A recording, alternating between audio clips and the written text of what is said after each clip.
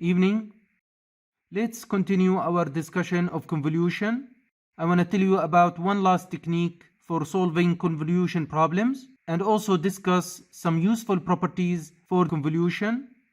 We talked about solving the convolution integral mathematically, and we also looked at the more popular graphical solution.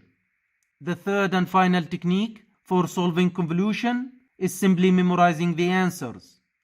Once, of course, you figured out the answer using the mathematical or the graphical solutions. Here is an important example that we want to solve and that I will ask you to memorize afterwards. The example says, find the convolution of any signal x of t with an impulse or a Dirac delta signal. Notice that this impulse has an area A under the impulse, and also notice that it's shifted to the right by an amount of t0 seconds.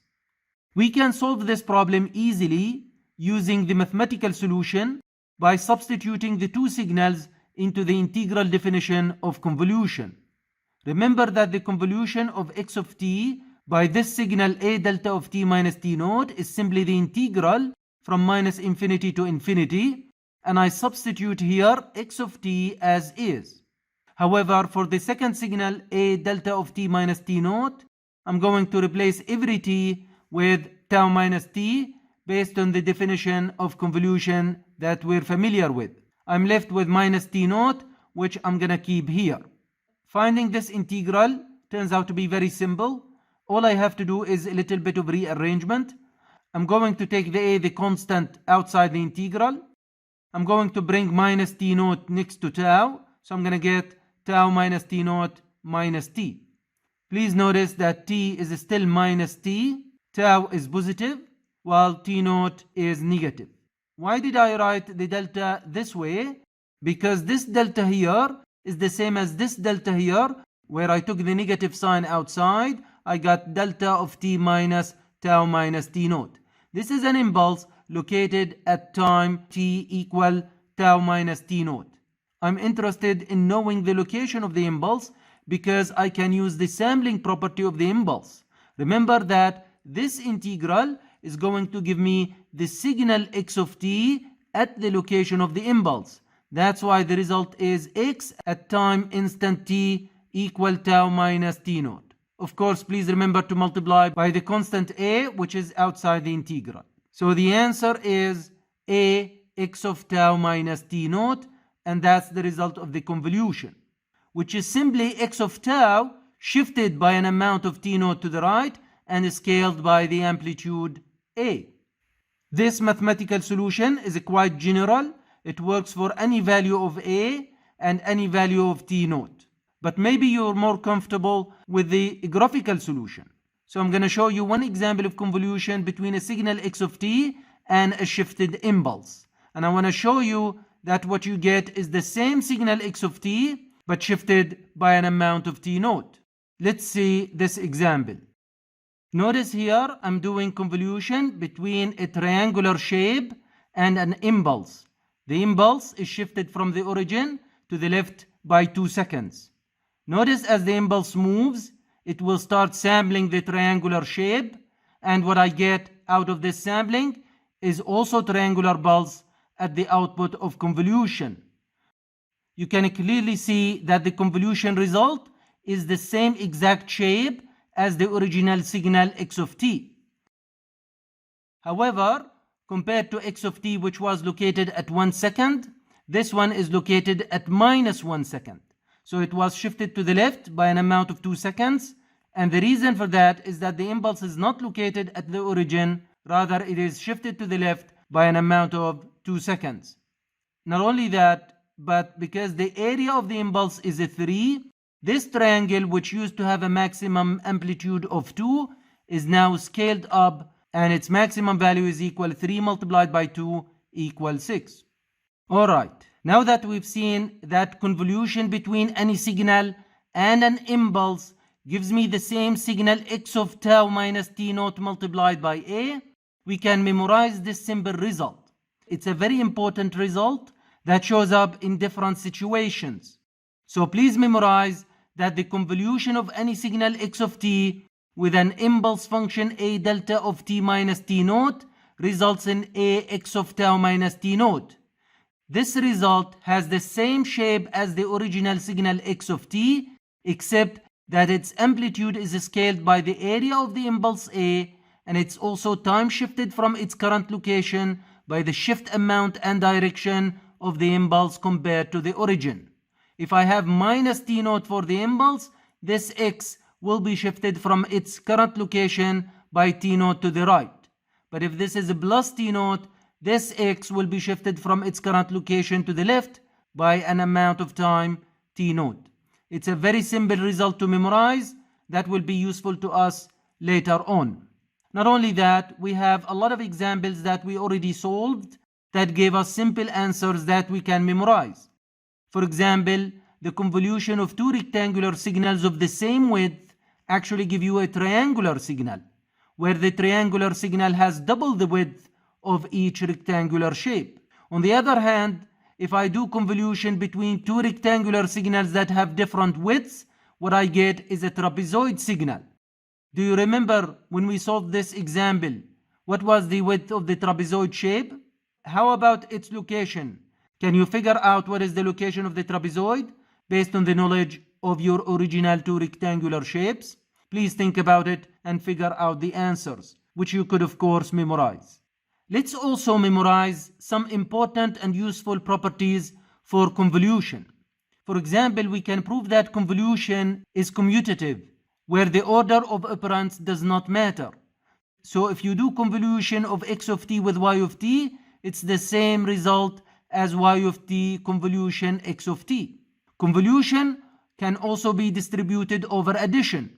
So if x of t is convolved with the sum of y of t plus z of t, what I can do is do convolution of x of t with y of t first, do convolution of x of t with z of t second, and then add the results. This will give me the same exact result as the original convolution.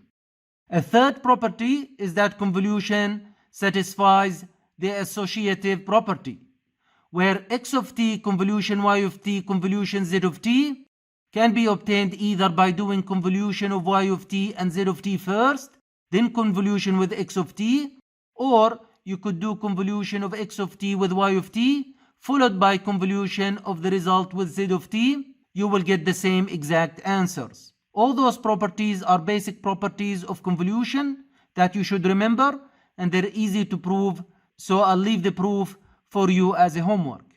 The reason I want you to memorize those properties is that they can help you out sometimes. For example, we can use the commutative property of convolution to simplify calculations in the graphical solution.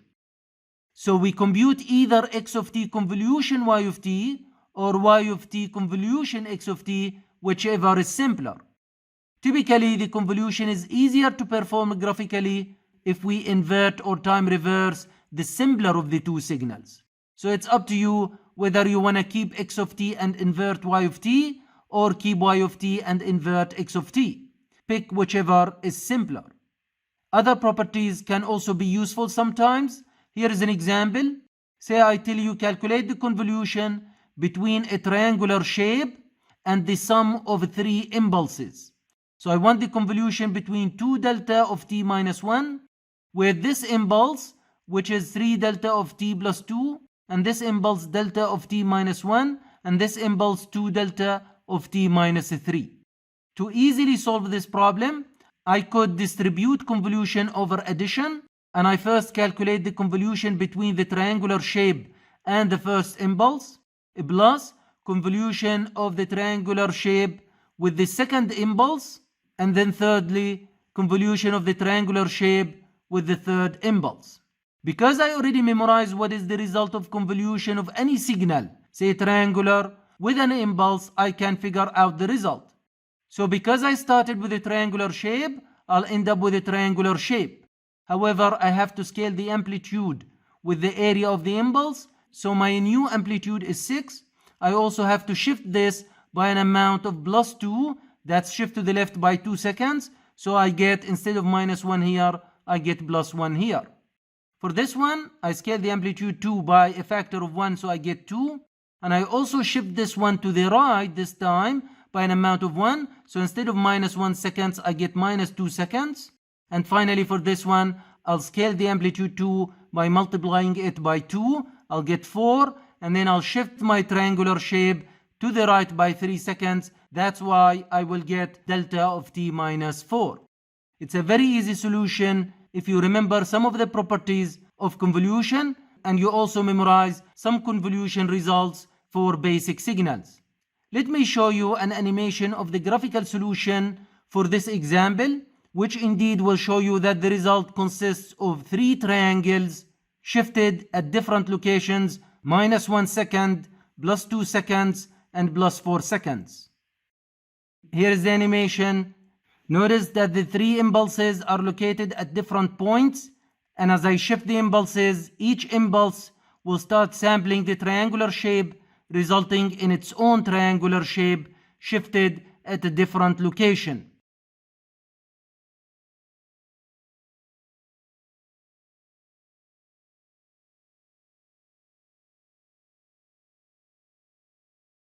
The 3 triangular shapes are now located at -1 seconds, 2 seconds, and 4 seconds.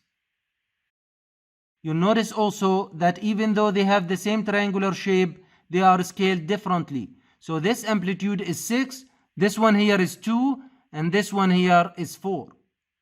Just like we got in our earlier solution. Do we have more properties of convolution? Yes, the convolution result stays intact with time shifts. So if I tell you that I know the convolution between x of t and y of t, and the result is z of tau, but then I ask you to calculate x of t minus t naught convolution with y of t minus t1, you'll say the time shift here and the time shift here will not affect the output. The output will still be z of tau. The only difference between the earlier solution and the new one is that the new one is shifted minus t naught minus t1, which comes from this shift and this shift. Similarly, if x of t is the only one that is shifted by an amount of minus t naught, and I do convolution with y of t, the result is z of tau minus t naught.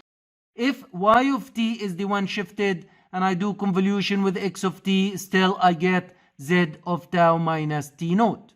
So time shifts do not affect the shape of convolution, just its location.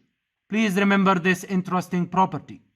Another nice property of convolution to keep in mind is that if the width of the signal x of t is finite and is equal t1 in seconds, while the width of y of t is also finite and is equal to t2 seconds, then the width of convolving the two signals x of t and y of t is always the sum of the two widths t1 plus t2. I gave you an example earlier which we solved using the graphical solution. It shows you that this property actually works. We had a rectangular shape of width 2 seconds. We also had another rectangular shape of width 4 seconds, and the result was a trapezoid, but the width was 2 plus 4, which is 6 seconds, exactly fitting the above property. That's all. Thank you for watching. Please drop your questions in the comment section. See ya.